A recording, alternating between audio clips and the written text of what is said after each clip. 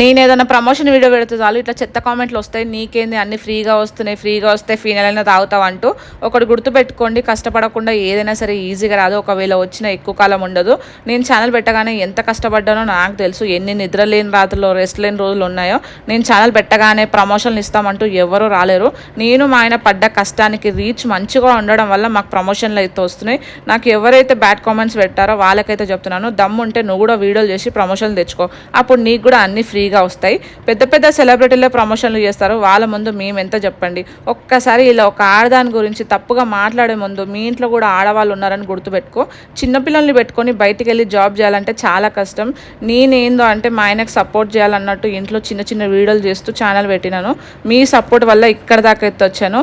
ఈ మధ్య చాలామంది మా ఇంటికి వచ్చి మీ ఫ్యాన్స్ అంటూ చెప్తుంటే నాకైతే ఎక్కలేనంత హ్యాపీనెస్, అంటే ఎన్ని కోట్లు ఇచ్చినా రాని happiness. Thank you so much support చేసిన ప్రతి ఒక్కరికి.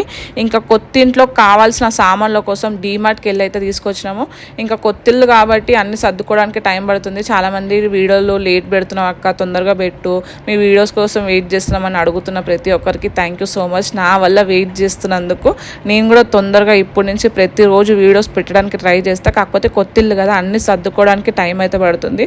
నా పనిలో నేనుంటే మా పిల్లల పనిలో వాళ్ళు ఉన్నారు.